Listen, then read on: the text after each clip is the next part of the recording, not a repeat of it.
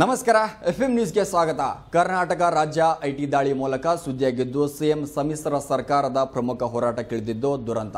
IT ದಾಳಿ ಬಗ್ಗೆ ಮೈತ್ರಿಯ ನಿಲುವು ಪ್ರಜಾಪ್ರಭುತ್ವ ವಿರುದ್ಧ ಅಲ್ಲದೆ ಸಿಎಂಗೆ ಶೋಭೆ ತರುವಂತದಲ್ಲ ಎಂದು ವಿಧಾನ ಪರಿಷತ್ ಸದಸ್ಯ ಅರುಣ್ ಶಾಪುರ್ ಹೇಳಿದರು.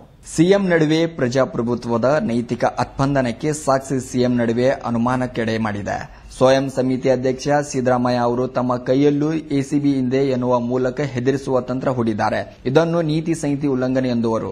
ಐಟಿಯ ದಾಳಿ ಆಗಬಹುದೆಂದು ಸಿಎಂ ಕುಮಾರಸ್ವಾಮಿ ಒಂದು ದಿನದ ಮೊದಲೇ ಹೇಳಿದರು. ಇದು ಹೇಗೆ ಗೊತ್ತಾಯಿತು? ಮುಖ್ಯಮಂತ್ರಿಗಳು ಗುಪ್ತ ಎಚ್ಚರಿಕೆ ಇಲಾಖೆಯನ್ನು ದುರುಪಯೋಗಪಡಿಸಿಕೊಂಡಿದ್ದಾರೆ. ಇದನ್ನು ಸಹ ಚುನಾವಣಾ ಆಯೋಗ ಗಂಭೀರವಾಗಿ ಪರಿಗಣಿಸಬೇಕು. ಬಿಜೆಪಿ ಸಹ ಈ ಬಗ್ಗೆ ಕಾನೂನು ತಜ್ಞರ ಜೊತೆ ಸಮಾಲೋಚನೆ ಮುಂದೂಡಿಸ ಇಡಲಾಗುವುದು. ಬಿಜೆಪಿ ಮೇಲೆ ದೂರಿದ ಅಪೇಕ್ಷಣೆ ಇದರಿಂದ ಖಂಡಿತ ಅವರು ಲೂಟಿ ಮಾಡಿ ದಾಳಿ ನಡೆಸಿದ್ದಾರೆ. ಆ ಅಧಿಕಾರಿಯ ಐಟಿಯವೇ ಇದೆ.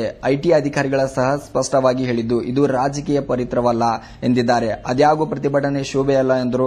ನರೇಂದ್ರ ಮೋದಿ ಅವರು ಬಡವರ ಖಾತೆಗೆ 15 ಲಕ್ಷ ರೂಪಾಯಿ ಹಣ ಹಾಕುತ್ತೇನೆ ಎಂದು ಹೇಳಿಲ್ಲ. ಅವರು ಹೇಳಿದ್ದು ದೇಶದ ಪ್ರಜೆಗಳಿಗೆ ತಲಾ 15 ಲಕ್ಷ ರೂಪಾಯಿ ಹಾಕುವಷ್ಟು ಕಪ್ಪು ಹಣ ವಿದೇಶಿ ಬ್ಯಾಂಕ್ಗಳಲ್ಲಿದೆ ಎಂದಿದ್ದಾರೆ. ಅದೇನು ವಿರೋಧ ಪಕ್ಷದವರು 10 ಬಾರಿ ತಿರುಚಿ ಹೇಳುವ ಮೂಲಕ ಬಡವರ ಖಾತೆಯನ್ನು 15 ಲಕ್ಷ ನೀಡುವುದಾಗಿ ಮೋದಿ ತಿಳಿದ್ದಾರೆ ಎಂದು ಸುಳ್ಳು ಸುದ್ದಿ ಎಬ್ಬಿಸಿದ್ದಾರೆ ಎಂದರು.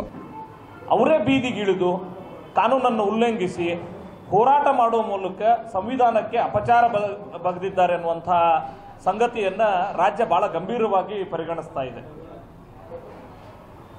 ಸನ್ಮಾನ್ಯ ಮುಖ್ಯಮಂತ್ರಿಗಳಿರ್ಬೋದು, ಅವರ ಪಕ್ಷದ ನಾಯಕರುಗಳಿರ್ಬೋದು, ಐಟಿ ದಾಳಿಯ ಬಗ್ಗೆ ಬಹಳ ಲಘುವಾಗಿ ಮಾತನಾಡುವಂಥದ್ದು ಆ ಸ್ಥಾನಗಳಿಗೆ ಶೋಭೆ ತರಲ್ಲ. ಒಂದು ರಾಜಕೀಯ ಪಕ್ಷದ ನೈತಿಕತೆಗೆ ಹಿಡಿದಿರುವಂತಹ ಕನ್ನಡಿ ಅಂತ ಭಾವಿಸ್ತೇನೆ.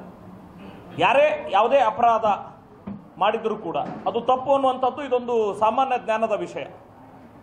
ಆದರೆ ಇವತ್ತು ರಾಜ್ಯದಲ್ಲಿ ಅವರ ವಾದವನ್ನು ನೋಡಿದ್ರೆ ಬೇರೆ ಮರ್ಡರ್ ಮಾಡಿರೋರಿಗೆ ಬಿಟ್ಟಿದ್ದಾರೆ, ಬೇರೆ ಅಪರಾಧ ಮಾಡಿದವರು ಬಿಟ್ಟಿದ್ದಾರೆ, ನಮ್ಮ ಮೇಲೆ ಮಾತ್ರ ದಾಳಿ ಮಾಡ್ತಿದ್ದಾರೆ ಅನ್ನೋ ರೀತಿಯೇ ಇದೆಯಲ್ಲ. ಒಂದು ರೀತಿ ಎಲ್ಲೋ ಅವರ ನೈತಿಕ ಅಧಪತನಕ್ಕೆ ಹಿಡಿದಿರುವಂಥ ಕನ್ನಡಿ ಅಂತ ಭಾವಿಸ್ತೇನೆ.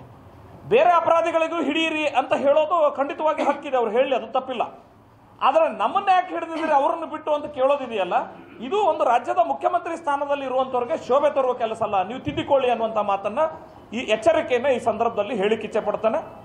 ನೀವೆಲ್ಲವೂ ಸರಿಯಾಗಿದ್ರೆ, ನಿಮ್ಮ ಎಲ್ಲ ಸಂಗತಿಗಳು ಸರಿ ಇದ್ರೆ, ಯಾರು ಬಂದು ಚೆಕ್ ಮಾಡಿದ್ರೆ ಏನಾಗ್ತದೆ ಅನ್ನುವಂಥ ಒಂದು ದೊಡ್ಡ ಮಾತನ್ನ ಮುಖ್ಯಮಂತ್ರಿಗಳಿಂದ ನಾವು ನಿರೀಕ್ಷೆ ಮಾಡಿದ್ವಿ. ನಾವು ಪಾರದರ್ಶಕವಾಗಿದ್ದೀವಿ, ಯಾರು ಬೇಕಾದ್ರೂ ಬಂದು ನೋಡ್ಕೊಳ್ಳಿ ಅನ್ನುವಂಥ ಮಾತನ್ನು ಅವ್ರು ಹೇಳಬೇಕಾಗಿತ್ತು. ಒಂದು.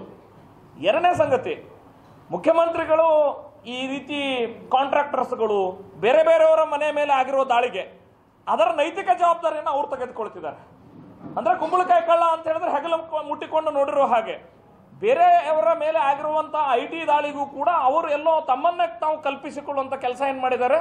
ಎಲ್ಲೋ ಒಂದು ಕಡೆ ಇಡೀ ರಾಜ್ಯದ ಗುಮಾನಿ ಅವ್ರ ಮೇಲೆ ಬರ್ತಾ ಇದೆ.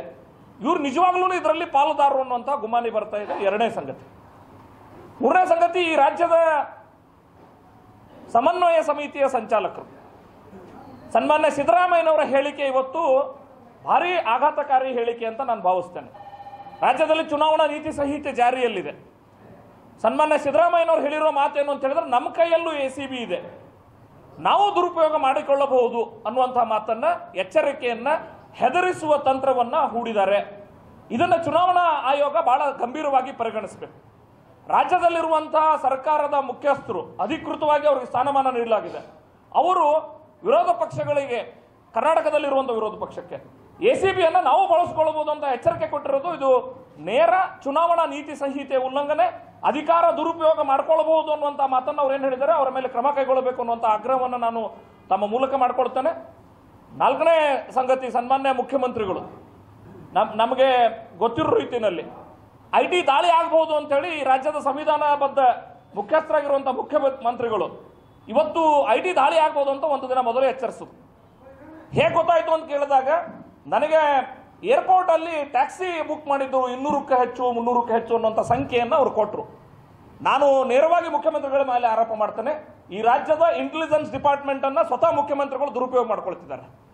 ಈಗ ಕಳುವು ಮಾಡಬೇಕಾದ್ರೆ ಹೊರಗಡೆ ಒಬ್ಬ ನಿಂತ್ಕೊಂಡು ಯಾರಾದ್ರೂ ಬರ್ತಾರ ನೋಡುವಂತ ಕಾಯುವ ರೀತಿ ಒಳಗೆ ಇವ್ರು ಇಲ್ಲಿ ಏನು ಅಪರಾಧ ಮಾಡುವಂತ ಸಂದರ್ಭದಲ್ಲಿ ಕರ್ನಾಟಕದ ಇಂಟೆಲಿಜೆನ್ಸ್ ಡಿಪಾರ್ಟ್ಮೆಂಟ್ ಅನ್ನು ಉಪಯೋಗಿಸಿಕೊಂಡು ಐಟಿ ಡಿಪಾರ್ಟ್ಮೆಂಟ್ನವ್ರು ಎಲ್ಲೆಲ್ಲಿ ದಾಳಿ ಮಾಡಬಹುದು ಅನ್ನುವಂಥ ಕೆಲಸವನ್ನು ಮಾಡ್ತಿದ್ದಾರೆ ಅನ್ನುವಂಥದ್ದು ನೇರವಾಗಿ ಸಾಕ್ಷ್ಯವನ್ನು ಅವರೇ ಕೊಟ್ಟಿದ್ದಾರೆ. ಆ ಹಿನ್ನೆಲೆಯಲ್ಲಿ ಕರ್ನಾಟಕ ರಾಜ್ಯದ ಚುನಾವಣಾ ಆಯೋಗ, ಭಾರತದ ಚುನಾವಣಾ ಆಯೋಗ ನೇರವಾಗಿ ಇದನ್ನು ಗಂಭೀರವಾಗಿ ಪರಿಗಣಿಸಬೇಕು. ಈ ರೀತಿ ಇಂಟೆಲಿಜೆನ್ಸ್ ದುರುಪಯೋಗ, ಅದರ ಜೊತೆಗೆ ಎಸಿಬಿಯನ್ನು ದುರುಪಯೋಗ ಮಾಡ್ಕೊಳ್ತೀವಿ ಅಂತ ಹೆದರಿಸುವಂತ ಕ್ರಮಗಳ ಬಗ್ಗೆ ಚುನಾವಣಾ ಆಯೋಗ ಗಂಭೀರವಾಗಿ ಇದರ ನೋಟ್ ತೆಗೆದುಕೊಳ್ಳಬೇಕು. ಅವರಿರೋ ಸ್ಥಾನಮಾನವನ್ನು ದುರುಪಯೋಗ ಮಾಡಿಕೊಂಡು ಮಾಡುವ ಪ್ರಯತ್ನದ ಬಗ್ಗೆ ನಾವು ನಮ್ಮ ಕಾನೂನು ತಜ್ಞರ ಜೊತೆಗೆ ಚರ್ಚೆ ಮಾಡಿ ಮುಂದಿನ ಕ್ರಮವನ್ನು ನಾವು ಕೈಗೊಳ್ತೇವೆ.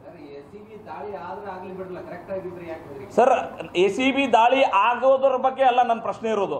ಒಂದು ಸ್ಥಾನದಲ್ಲಿ ಇರುವಂತ ವ್ಯಕ್ತಿ ನನ್ನ ಕೈಯಲ್ಲಿ ಎಸಿಬಿ ಇದೆ, ಅದನ್ನ ನಾನು ದುರುಪಯೋಗ ಮಾಡ್ಕೊಳ್ತೀನಿ ಅಂತ ಹೇಳೋದು ಅಷ್ಟೇ ಇದೆಯಲ್ಲ. ಇದು ಚುನಾವಣೆ ನಡೀತಿರುವಂತ ಸಂದರ್ಭದಲ್ಲಿ ಇಲ್ಲಿ ಪಾಯಿಂಟ್ ಯಾವ್ದಂದ್ರೆ ಎಸಿಬಿ ದಾಳಿ ಅಲ್ಲ, ಪಾಯಿಂಟ್ ಯಾವ್ದಂದ್ರೆ ನಾನು ಎಸಿಬಿ ದಾಳಿ ಮಾಡಿಸ್ತೀನಿ ಅನ್ನೋದು ಪಾಯಿಂಟ್. ಸೊ ನಾನು ನೇರವಾಗಿ ಫೋಕಸ್ ಮಾಡ್ತಿದ್ದೀನಿ, ನಾನು ಎಸಿಬಿ ದಾಳಿ ಮಾಡಿಸ್ತೀನಿ ಅಂತದವ್ರು ಏನ್ ಮಾಡಿದ್ದಾರೆ ಇದ್ರ ಬಗ್ಗೆ ಚುನಾವಣಾ ಆಯೋಗ ಗಂಭೀರವಾಗಿ ತೆಗೆದುಕೊಳ್ಳೋದು ಒಂದು ನ್ಯಾಯಸಮ್ಮತ ಚುನಾವಣೆ ಆಗಿ. ಈಗ ಅವರ ಆಕ್ಷೇಪಗಳು ಏನಂದ್ರೆ ಈ ಬರೀ ಕಾಂಗ್ರೆಸ್ ಜೆಡಿಎಸ್ ಮಾತ್ರ ಯಾಕೆ ಇದಾಗ್ತಿದೆ, ಬೇರೆಯವರು ಇಲ್ವಾ ಸರ್? ಬಿಜೆಪಿ ಅವ್ರ ಮೇಲೆ ಯಾಕೆ ಆಗ್ತಿಲ್ಲ, ಐಟಿಯಿಂದ ದುರುದ್ದೇಶ ಮಾಡ್ತಿದ್ದಾರೆ ಅಂತಲೇ ಅವ್ರು ಹೇಳ್ತಿರೋದಲ್ಲ. ಸರ್, ನಾನು ನೀವು ಹೇಳಿರೋದನ್ನ ನಾ ಖಂಡಿತವಾಗೂ ಅಲ್ಗಳಿಯಲ್ಲ. ಅವ್ರಿಗೆ ಆ ರೀತಿ ಆಕ್ಷೇಪಗಳಿದ್ರೆ ಇನ್ಕಮ್ ಟ್ಯಾಕ್ಸ್ ಆಫೀಸರ್ಸ್ ಹತ್ರ ಹೋಗ್ಲಿ, ಅವ್ರು ತಮ್ಮ ಆಕ್ಷೇಪಣೆಗಳನ್ನ ಸಲ್ಲಿಸಲಿ, ಅದಕ್ಕೆ ನಮ್ದು ಯಾವುದೇ ಆಕ್ಷೇಪಣೆ ಇಲ್ಲ. Let them go to appropriate authority and file there. ಶಾಸಕ ಸೋಮನಗೌಡ ಪಾಟೀಲ್ ಮಾತನಾಡಿದ ನಗರದ ಕಚ್ಚಿ ಸಭಾಭವನದಲ್ಲಿ ಮಾರ್ಚ್ 31ರಂದು ಸಂಜೆ 4 ಗಂಟೆಗೆ ಮೈಬಿ ಚೌಕಿದಾರ್ ಕಾರ್ಯಕ್ರಮ ಹಮ್ಮಿಕೊಳ್ಳಲಾಗಿದೆ. ಪ್ರಧಾನಿ ಮೋದಿ ಲೈವ್ ಭಾಷಣ ಮಾಡಲಿದ್ದಾರೆ. ಟಿ ಶರ್ಟ್ ಹಾಕಿಕೊಂಡು ಚೌಕಿದಾರ್ ವೇಷ ಹಾಕಿಕೊಂಡು ಬರಲಿದ್ದಾರೆ. ನಮೋ ಆಪ್ನಲ್ಲಿ ಹೆಸರು ಸಹ ನೋಂದಣಿಸಿಕೊಳ್ಳಬಹುದಾಗಿದೆ ಎಂದರು.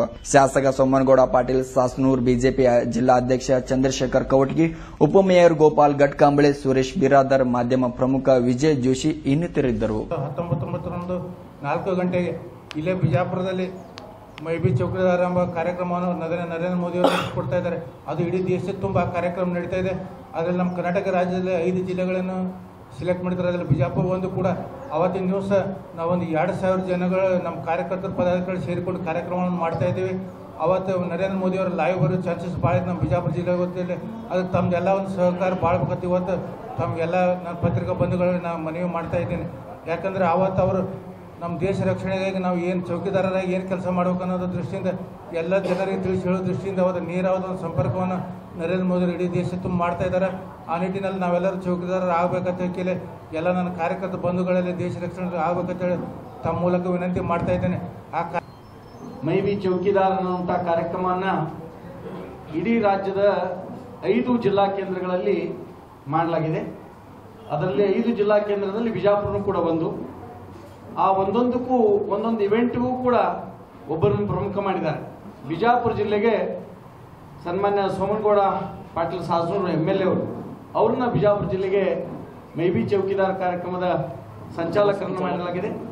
ಈ ಕಾರ್ಯಕ್ರಮ 31ನೇ ತಾರೀಕಿಗೆ ಬಹಳ ದೊಡ್ಡ ಪ್ರಮಾಣದಲ್ಲಿ ಸ್ವಯಂ ಪ್ರೇರಿತರಾಗಿ ಅನೇಕ ಸಂಘಟನೆಗಳು ಅದರಲ್ಲಿ ಬಂದು ಮೈಬಿ ಚೌಕಿದಾರ್ ಅನ್ನುವಂಥ ಕಾರ್ಯಕ್ರಮದಲ್ಲಿ ಪಾಲ್ಗೊಳ್ಳುವಂಥ ವಿಚಾರವನ್ನ ಈಗಾಗಲೇ ನಮ್ಗೆ ಬಂದು ಹೇಳ್ತಾ ಇದ್ದಾರೆ.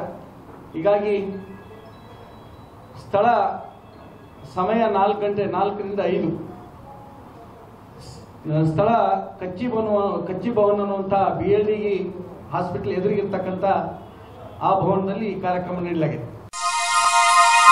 ಹಬ್ಬಗಳ ಪ್ರಯುಕ್ತ bumper offer Silai World men's women's kids sarees bumper offer buy 3 get 3. Vijayapura ನಗರದಲ್ಲಿ ಬಟ್ಟೆ ಕ್ಷೇತ್ರದ ಹೆಸರುವಾಸಿಯಾದ ಗುರುಕುಲ್ ರಸ್ತೆಯಲ್ಲಿರುವ ಬ್ರಹ್ಮಾಂಡ ಸಿಲಾಯಿ ವರ್ಲ್ಡ್ ಶೋರೂಮ್ನಲ್ಲಿ ಹಬ್ಬಗಳ ಪ್ರಯುಕ್ತ bumper offer buy 3 get 3 formal casual winter westerns bumper offer. ಇದು ಹಬ್ಬಗಳ ಪ್ರಯುಕ್ತ bumper offer buy 1 get 1 free. ಇದು offer silk sarees, cotton sarees, design ಸಾರೀಸ್ಗಳ ಮೇಲೆ ಬಂಪರ್ ಆಫರ್ ಲಾಭ ಪಡೆಯಿರಿ. ಈ ಆಫರ್ ಸೀಮಿತ ಅವಧಿಗೆ ಮಾತ್ರ. ಹಿಂದೆ ತಮ್ಮ ಕುಟುಂಬದೊಂದಿಗೆ ಬನ್ನಿ. ಸ್ಥಳ Silai World men's women's kids sarees near Siddheshwar temple beside Corporation Bank, Gurukul road, Vijayapur. Mobile number 7030170909. ನಮಸ್ಕಾರ, ನಾನು ರಂಜನಿ ರಾಘವನ್, ನಿಮ್ಮ ಪುಟ್ಗೌರಿ ಮಾತಾಡ್ತಾ ಇದ್ದೀನಿ. ವಿಜಯಪುರದಲ್ಲಿ ಶ್ರೀ ಬನಶಂಕರಿ ಸ್ವೀಟ್ ಮಾರ್ಟ್ ಅವರ ಹೊಸ ಶಾಖೆ.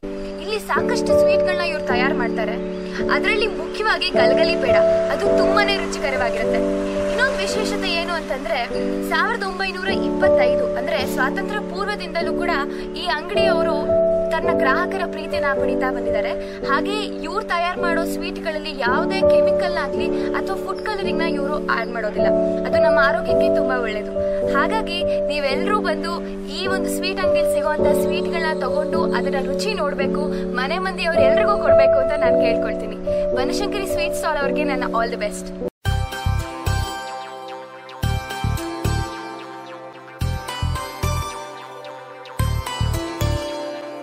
ಅಂದವನು ಮೇಯುತ್ತಿದೆ ರೇಷ್ಮೆಯ ಸೀರೆಯಿದು, ಮೆಚ್ಚುಗೆಯ ಸಲ್ಲಿಸಿದೆ ಸೌಂದರ್ಯಕ್ಕೆ ಸುಮವಿದು.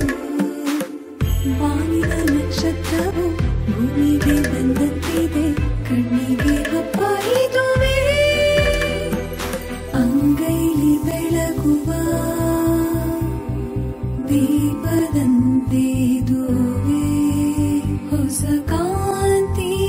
ವಿಧ ವಿಧವಾದ ಸಾವಿರಾರು ಉಡುಪುಗಳು ಹಜಾರೆ ಟೆಕ್ಸ್ಟೈಲ್ಸ್ ರಬ್ ಕವಿಯಲ್ಲಿ.